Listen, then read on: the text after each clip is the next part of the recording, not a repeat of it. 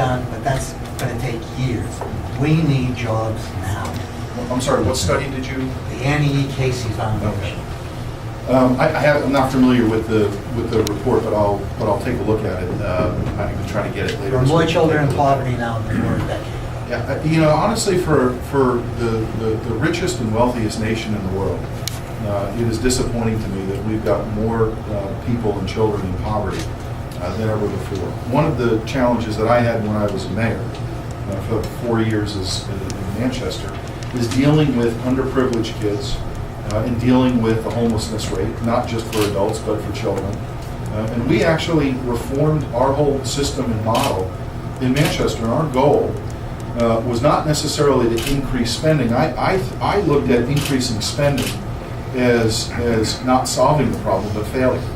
My hope was if we could decrease spending, not because we were cutting spending, but because there was a less need, that would be success, meaning we were getting people off of the streets, out of homelessness, and into homes, and then dealing with the elements and issues that were affecting their homelessness and their level of poverty. So what we did was focus on a housing first model, which is very different than what traditional models have been, and some would argue that that was even controversial. It took a little time for me to consider it over time. I looked at how it's worked in other communities, including one right here in New Hampshire, Nashua, and other states around the country. And then I made the decision that it did make sense. So on a local level, we were able to bring nonprofits, local taxpayer dollars, federal taxpayer dollars, as well as the business community together.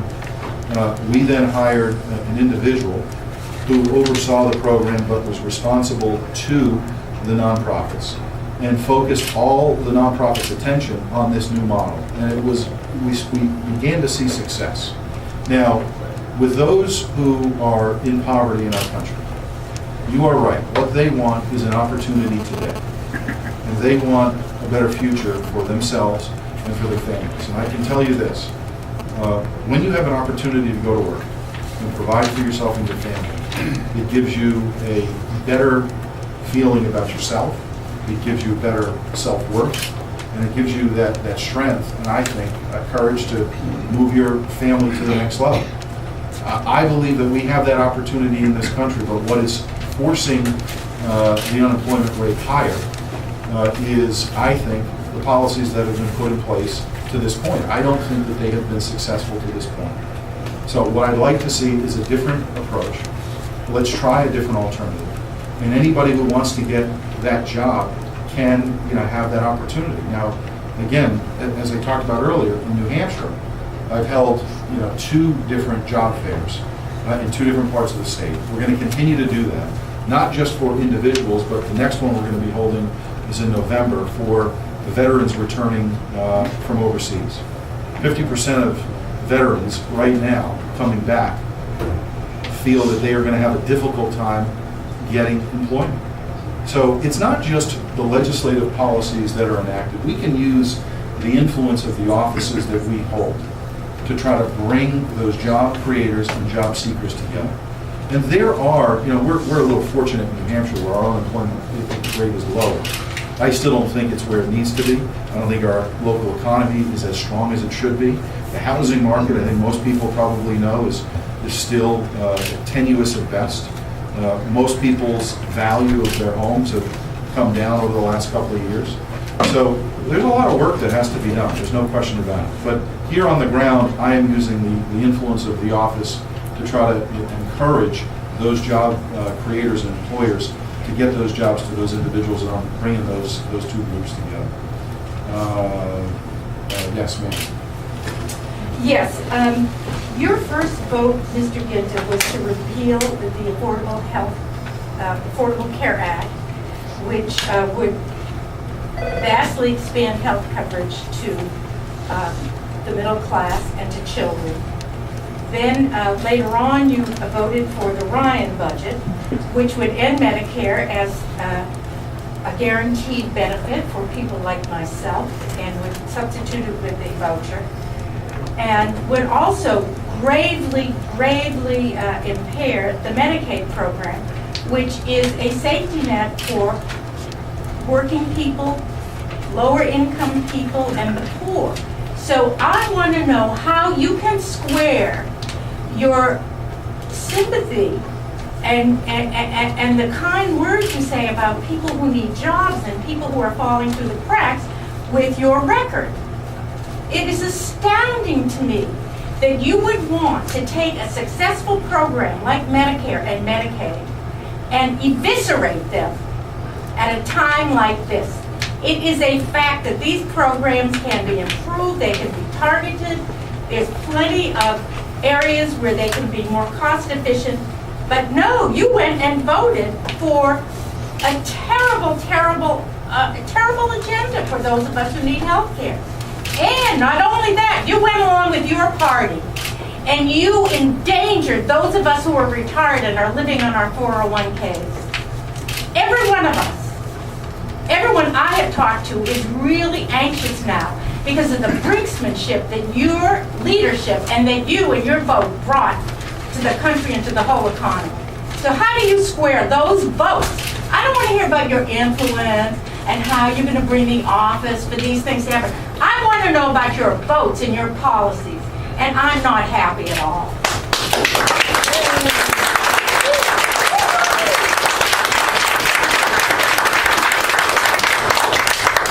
I want to answer her question, but We're going to make one point on your behalf. My name's Steve Durgan. I'm from Portman. I first want to say I'm not very happy about the Congressman's vote on raising the debt ceiling, but I think she's misunderstanding some of the things that he's doing. By doing that, he was... Let him answer. Let him answer. Sorry about that. no, that's okay. Okay. It's okay.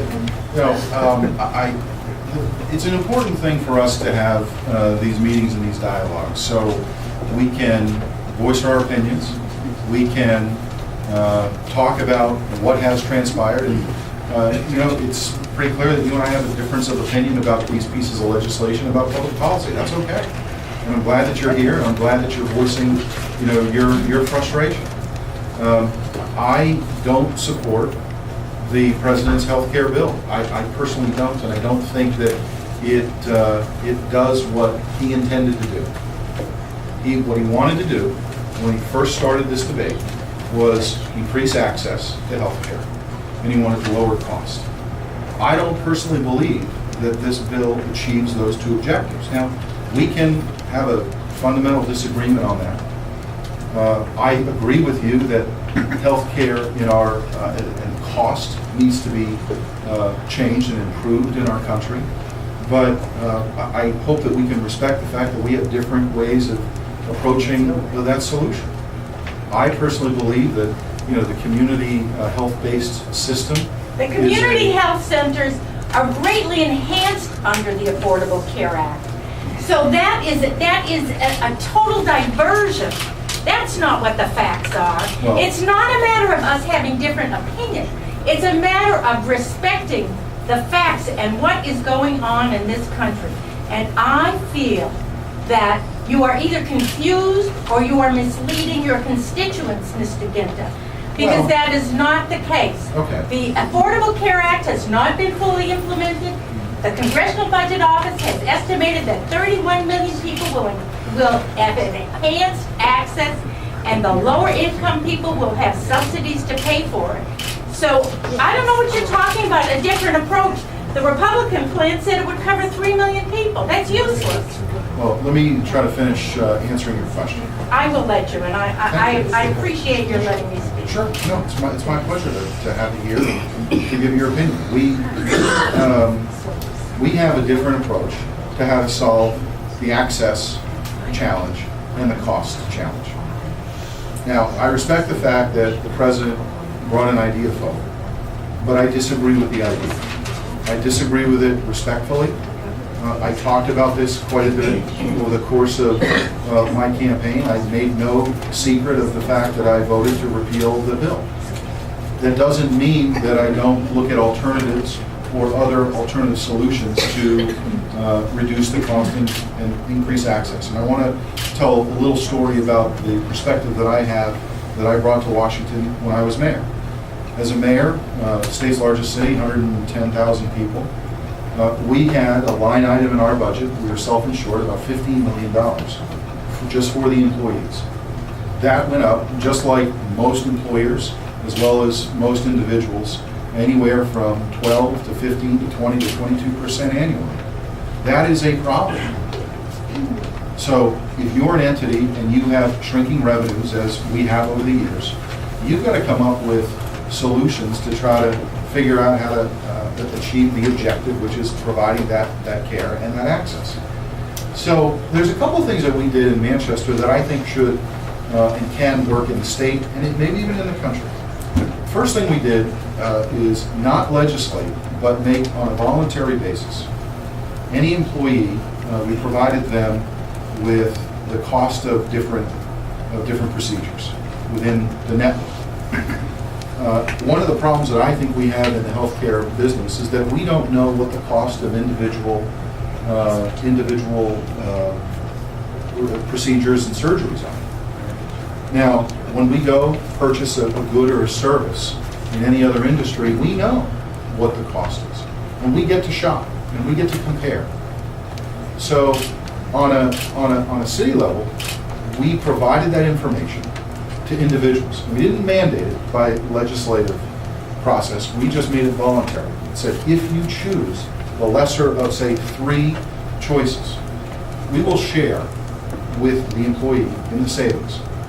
In the first week, it saved $40,000. And my goal was over a calendar year, a fiscal year, to save $500,000. $500,000 is about 1/3% of the tax rate in the city of Manchester. It didn't change benefits. It didn't change access. It didn't limit benefits or limit access. What it did was give individuals the freedom and the opportunity to make a decision. And I have to tell you, we have 17 unions in the city.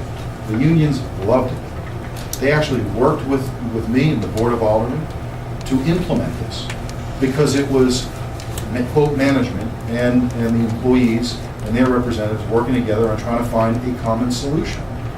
And it has been a success. It's not just that one thing that has made the reduction of health insurance less expensive for the city, but there are other things that we've got to do. I personally believe that we've got to bring more carriers back into the state. We have roughly 3.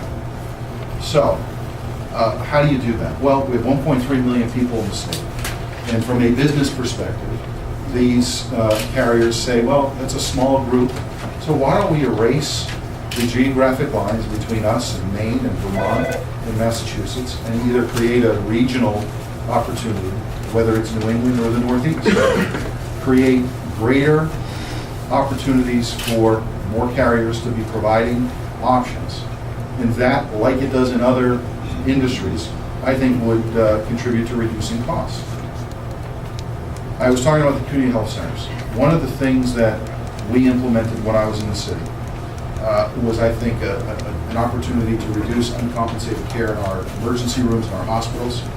They've contributed to ensure that we would have community health center options for anybody, not just those who are underprivileged or who couldn't afford a policy, but anybody who wanted to utilize those services. That is a tremendous component, and I think an important component to providing access to anybody who needs it, whether they're a child or whether they're an adult. And I think that that's got to be part of the model moving forward. And that has bipartisan support in Congress.